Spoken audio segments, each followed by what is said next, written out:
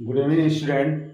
देखिए, आपको फिजिक्स में 12th क्लास के फिजिक्स में एक सवाल दिया गया है। यहाँ पे मूल बिंदु पर +5 माइक्रोकूलम बिंदु आवेश रखा है।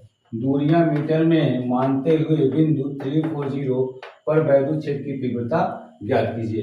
यानी कह रहा है कि एक आवेश है मूल बिंदु पर रखा गया है। यानी एक बिंदु आवेश है जो मूल बिंदु पर रखा गया। सपोज कीजिए कि आपको ये इस मूल बिंदु पर कोई आवेश जो है 5 + 5 माइक्रोकूलम का आवेश रखा गया है। और यहाँ से एक बिंदु है, यहाँ से समझिए कोई बिंदु है जिसका निर्देशांक दे दिया है 3 दिया है, 4 दिया है और 0 दिया है।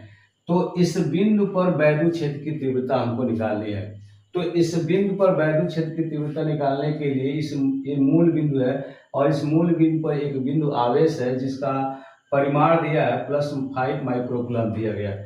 तो यहाँ से और यहाँ तक के बीच की दूरी निकाल लेंगे। यानी इस मूल बिंदु से और इस बिंदु के बीच की दूरी निकालेंगे। सपोज कि मूल बिंदु O है और A है, तो हम OA की दूरी निकालेंगे।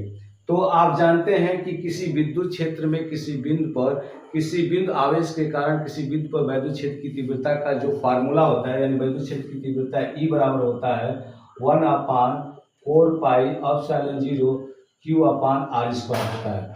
ये आपका वैद्युत क्षेत्र की तीव्रता के लिए होता है, जहाँ पे आपको ये आपका जो दिया गया है वो निर्वात या y में है। इसके लिए फार्मूला होता है। तो सबसे पहले यहाँ पे आपको ये दे दिया है, Q की वैल्यू दे दिया है, Q की वैल्यू दे दिया +5 माइक्रोकूलम दिया है, 5 माइक्रोकूलम। तो इसको कूलम में बदलेंगे। आप जानते हैं कि 1 माइक्रोकूलम में 10⁻⁻6 कूलम होता है, तो इसलिए हम 10⁻⁻6 में मल्टीप्लाई कर देंगे।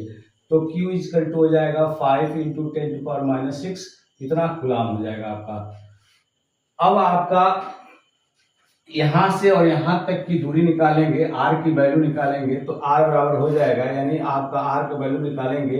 ये फार्मूला होता है x2 - x1 का whole square plus y2 - y1 का whole square plus z2 - z1 का होल स्क्वायर होता है। आप जानते हैं यहाँ मूल बिंदु है, तो मूल बिंदु का निर्देशांक क्या होता है? इस मूल बिंदु का निर्देशांक 0 0 0 होता है। तो यहाँ से यानी इस बिंदु से इस बिंदु की दूरी निकालेंगे, इस फार्मूले के माध्यम से निकालेंगे। तो यहाँ मान लेंगे कि x1 बराबर 0, y1 बराबर 0 और z1 बराबर 0।